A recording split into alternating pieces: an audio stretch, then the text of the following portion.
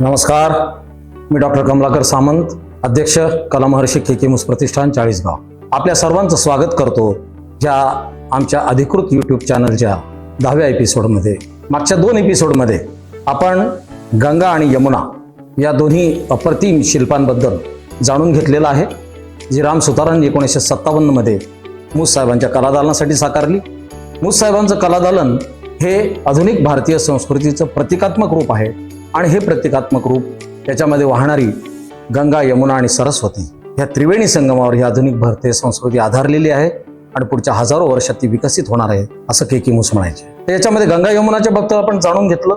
मूस साहेबांची जी कला आहे हे सरस्वतीचं रूप आहे. माझी कला ही सरस्वतीचं रूप आहे आणि सरस्वती त्रिवेणी संगमावर लुप्त आहे, कन्सिल्ड आहे, जमिनीखालून वाहते. गंगा यमुना दृश्य आहेत, तर माझी सरस्वती सुद्धा मला लुप्त करावी लागेल असं म्हणत त्यांनी आपली संपूर्ण जो कला निधी आहे, त्यांचं संपूर्ण जे काही कलाविष्कार आहे, हा सगळा कलाविष्कार त्यांनी प्रयत्नपूर्वक लपवलेला आहे. त्याच्यासाठी एक तत्व त्यांनी अंगीकारलेलं होतं निर्मितीमागचं. ते तत्व होतं art lies in concealing the art. कला लपवण्यातच कलावंताचं खरं कसब असायचं असं ते म्हणायचे आणि त्यांनी आपली संपूर्ण कला ही प्रयत्नपूर्वक लपवलेली आहे. त्याचं एक जिवंत उदाहरण आणि ज्वलंत उदाहरण म्हणजे त्यांची ही कलाकृती.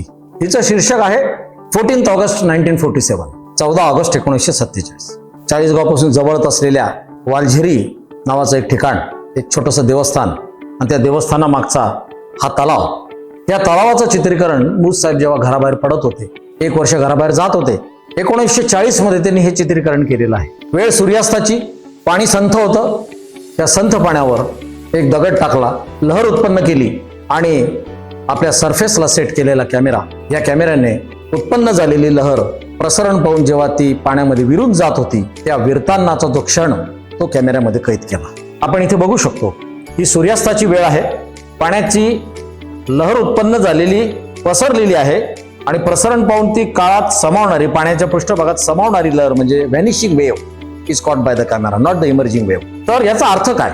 ही कलाकृती त्यांनी कॅमेऱ्यात कैद करून आणली. घरी आल्यावर आपल्या डार्क रूम मध्ये रात्री वॉशआउट केली.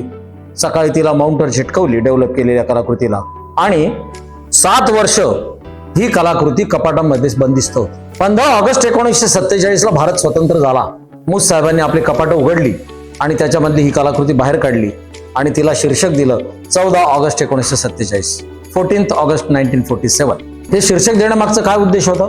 ही कलाकृती it is not at all related to the freedom of India and Pakistan. It unfolds the universal truth. एका वैश्विक सत्याची उकल करणारी ही त्यांची कलाकृती. याचा भारतीय स्वातंत्र्याशी किंवा पाकिस्तानच्या स्वातंत्र्याशी काहीही संबंध नाही.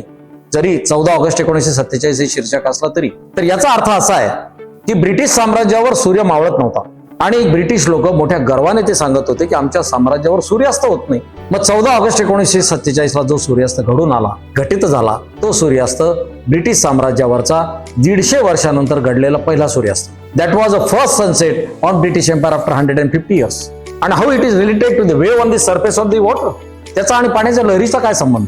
तर मूस साहेबांनी साम्राज्याची अशी व्याख्या केलेली आहे की जसं पाणी शांत असतं आणि ते शांत काळाच्या पृष्ठभागावर एखादी वस्तू पडते आणि लहर उत्पन्न होते, ती चारी दिशेला पसरते आणि पुन्हा पाण्यात विलुप्त होऊन जाते.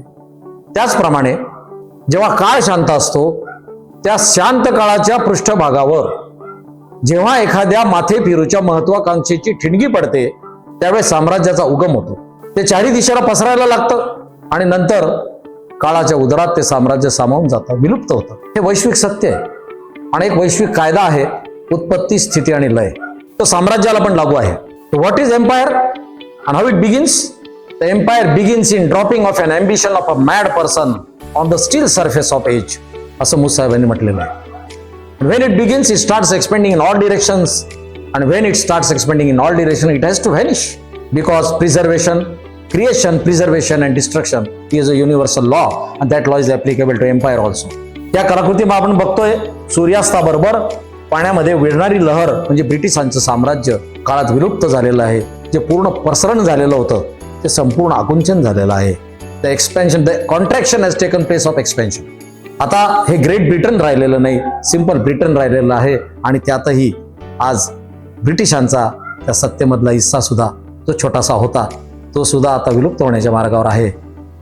हा काळाचा महिमा आहे.